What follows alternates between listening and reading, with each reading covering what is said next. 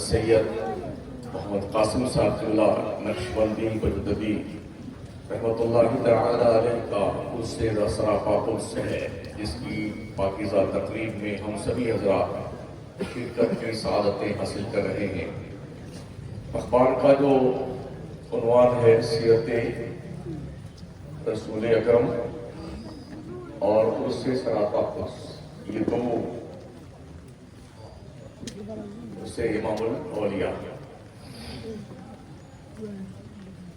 میں نے قرآن مقدس کی ایک آیت مبارکہ تلاوت کی ہے۔ اللہ ارشاد فرماتا ہے الم یأت للذین آمنوا ان تخشع قلوبهم لذکر اللہ، کیا مومنوں کے لیے اب بھی وقت نہیں آیا ہے کہ ان کا دل اللہ کے لیے موم بن جائے؟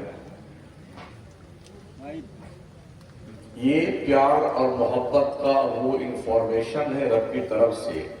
اگر تھوڑی سی بھی غیرت ہماری زندہ ہے تو ہمیں اپنے رب کی دہلیز کرم پر جتنی جلدی ہو سکے حاضری دینے کی سعادت حاصل کرنی چاہیے۔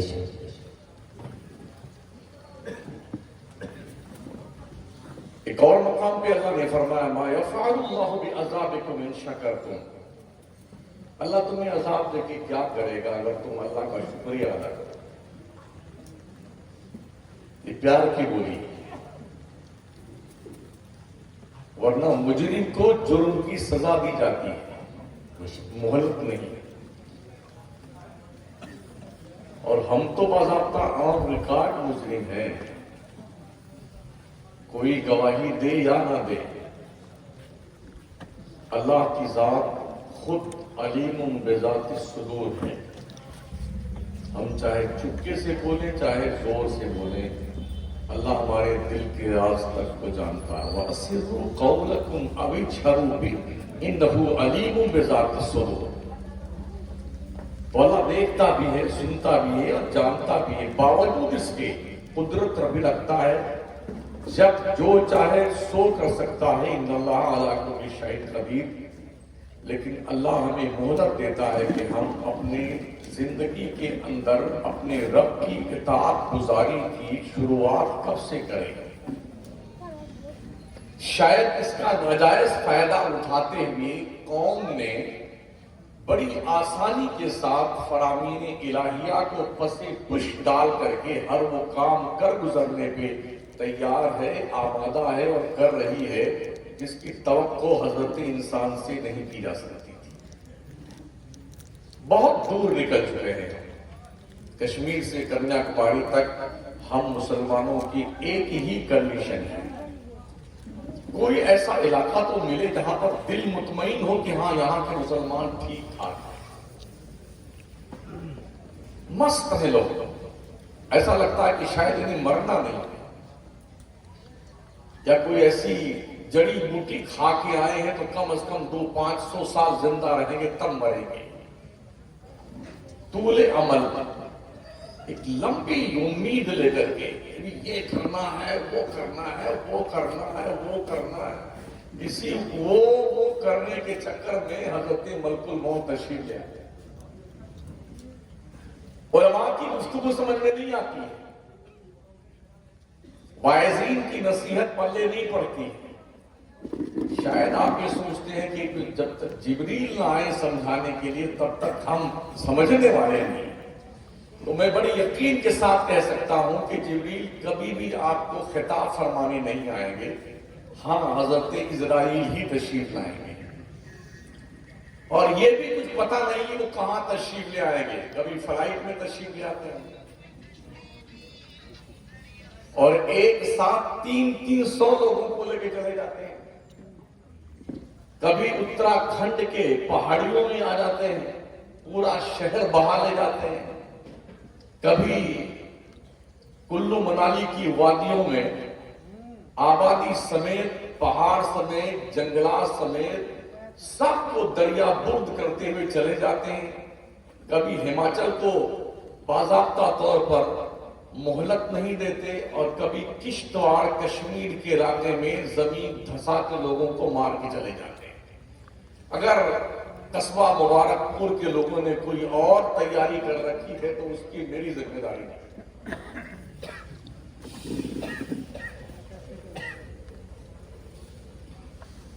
تبلیغ کرنے کی ذمہ داری تو علماء کی ہی ہے نا، واعظین کی ہے، ناصحین کی ہے، ائمہ کی ہے، مبلغین کی ہے.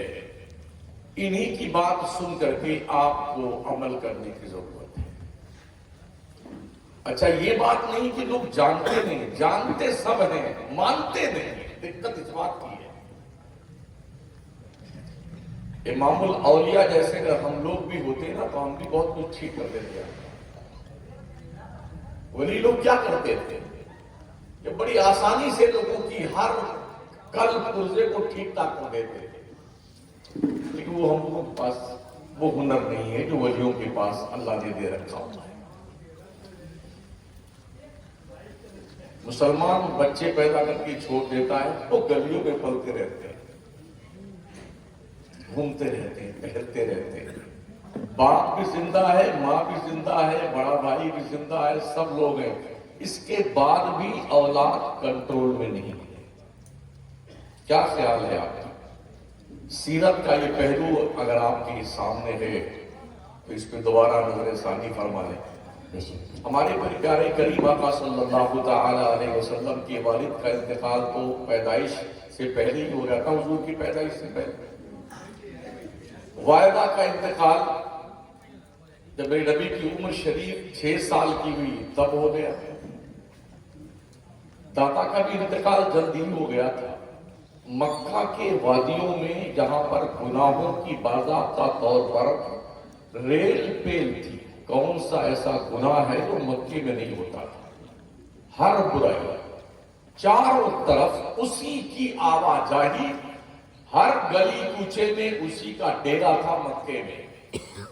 مگر اس گناہوں کے ماحول میں جہاں کوئی روک ٹوک کرنے والا نہیں تھا، اسلام کے پیغمبر کی پاکیزہ کردار والی زندگی پر کسی گناہ کی کوئی ہوا تک نہیں لگنے پائی.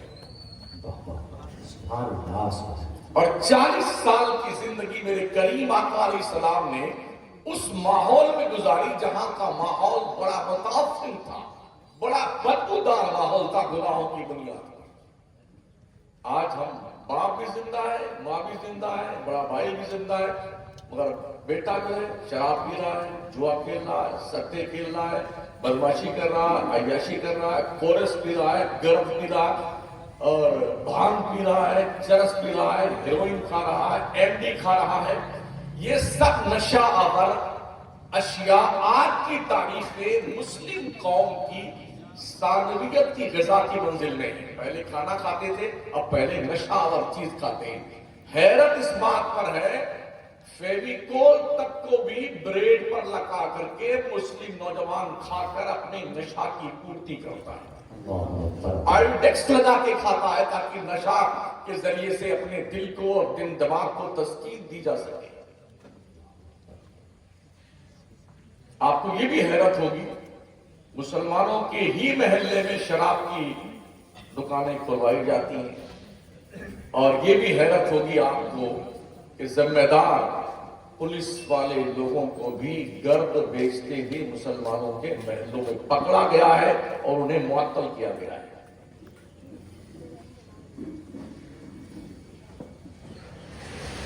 خود ہمارے شہر میں ایسا ہے. ASI ایک لیڈی جو نائب داروغہ تھا، اس کو رنگے ہاتھوں پکڑا گیا 4 سال پہلے. باضابطہ اس کا فوٹو بھی چھاپا گیا اخبار میں، پوری نیوز آئی اور پھر اسے سسپینڈ کیا گیا. وہ گرد بیچتی پکڑی. تو دنیا تو آپ کی موت کا انتظام پورے طور پر کر چکی ہے اور آپ پہلے سے تیار بیٹھے ہیں. آؤ ہمیں مارو، ہم مرنے کو تیار ہیں. اسے مورکھتا نہیں کہتے ہیں تو دانش مندی کے کس کھانے میں اسے رکھا جائے وہ آپ بتا دیجیے. چھوٹے چھوٹے بچے جن کی عمریں 5 سال کی، 4 سال کی، دن بھر رات بھر موبائل لیے اور بالکل پکے رہتے ہیں ایک دم. کل تک جو چیزیں، جو مناظر بچے 20-22 سال کے بعد، شادی کے بعد دیکھتے تھے اور سنتے تھے، آج کی تاریخ میں 3 سال کا 2 سال کا بچہ اپنے ماتھے کی آنکھوں سے وہ سارے مناظر دیکھ بھی رہا ہے اور باضابطہ طور پر اس کا پریکٹیکل کرتا ہوا بھی پکڑا جاتا ہے اور وہ کسی کو کوئی فرق نہیں پڑتا. بچہ ہے ابھی. او چچا لوگو، یہ بچہ جب تمہاری ناک کاٹ کے جائے گا تب تمہیں احساس ہوگا، ابھی نہیں. کردار مصطفی کو اپنائیں. لقد کان لکم فی رسول اللہ اسوۃ حسنہ. میرے کریم آقا کے حوالے سے رب فرماتا ہے محمد مصطفیٰ کی زندگی تمہارے لیے نمونہ ہے، آئیڈیل ہے. کوئی روکنے والا نہ تھا، مگر گناہ کا کوئی بھی کانسیپٹ ہمارے پیغمبر کی حیات طیبہ کے ارد گرد مڈلاتا ہوا بھی نہیں دکھائی پڑتا ہے. اور 40 سال کی پاکیزہ زندگی جو نبوت کے اعلان سے پہلے کی زندگی ہے.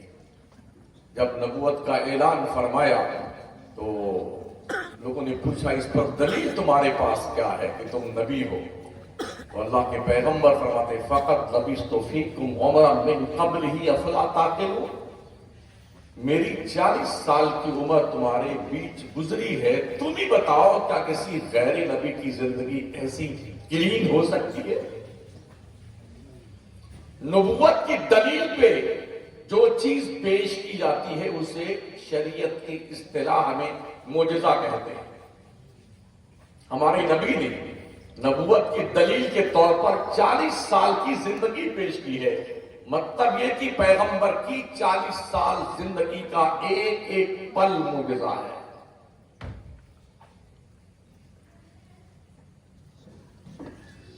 ہمارے پیارے آقا علیہ السلام کی حیات طیبہ کی حفاظت کی گارنٹی اللہ نے لی.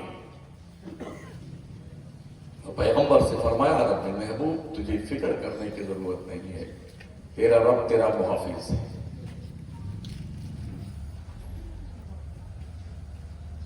بڑی حیرت ہوتی، ہم مسلمان ہی سمجھتے ہیں نا کہ ہمارا کام بچے پیدا کر دینا، بس شادی کر دینا، مکان بنا کے ان کو دے دینا، گاڑی واڑی کا انتظام کر دینا، یہی ہماری ذمہ داری ہے. یہ کام تو جانور بھی کرتا ہے. کتا، بلی، چوہا، چچوندر، کاکروچ، چھپکلی، گرگٹ اور کاکروچ جتنے بھی ہیں، شیر، ہاتھی، گھوڑے، گدھے، سبھی کام کرتے ہیں. بچے پیدا کرتے ہیں، کھلاتے پلاتے ہیں، پالتے پوستے ہیں، بڑا کرتے ہیں، حفاظت کرتے ہیں. تو ہم میں اور ان جانوروں میں فرق کیا ہے؟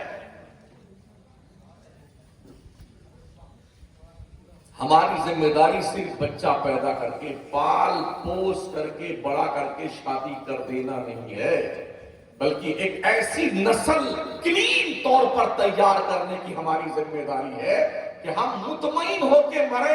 ہم نے جو نسل چھوڑی ہے محمد مصطفیٰ کے غلامی کا پٹا گلے میں ڈال کے چھوڑا. اس تھنکنگ کے ساتھ ہمیں زندگی گزارنے کی ضرورت ہے، اس سوچ کے ساتھ. مگر کیا کیجیے گا، ملک کے طول و عرض میں چاروں طرف تباہی، کوئی اور نہیں، ہم ہی لوگ مچائے گئے. یہ تو فیضان حافظ ملت ہے کہ اس شہر میں کوئی رنگ برنگے پیر نہیں آتے ہیں، لال، پیلے، گلابی، ہرے، بیگنی، ورنہ دھوم مچائے رہتے پورے حساب سے. گدی پہ بیٹھنے کا اتنا نظرانہ، پیدل چلنے کا اتنا نظرانہ، کمرے میں داخل ہونے کا اتنا نظرانہ، ان کے ہاں ایک بار دعا کر دینے کا 11 نظرانہ. اس طرح سے چل رہی ہے کاروبار کی زندگی. کشمیر سے کنیا کماری تک یہی کام چل رہا ہے. اس کا جو یہ تصور ابھی آپ دیکھ رہے ہیں نا، بہت کم دیکھنے کو ملتا ہے. اسے مسلک اعلیٰ حضرت کی روشنی میں عرس کہا جاتا ہے. ایسے عرس ہوتے ہیں. بے شک بے شک، زندہ باد زندہ باد.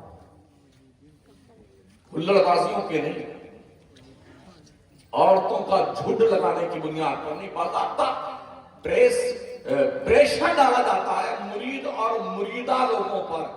ارے خاتون تم عرس میں نہیں ہے، ارے تم نے چادر نہیں پیش کرا کر کے.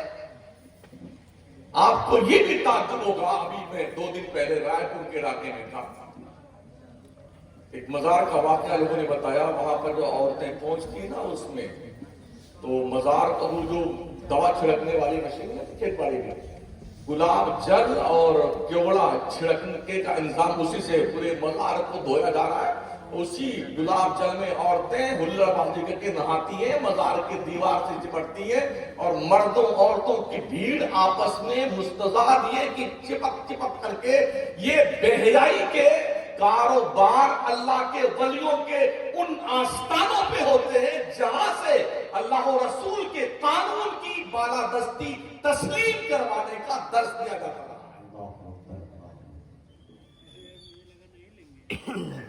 मुल्क के तुल अर्ज में 98% मजारों पे जाहिलों का कब्जा है।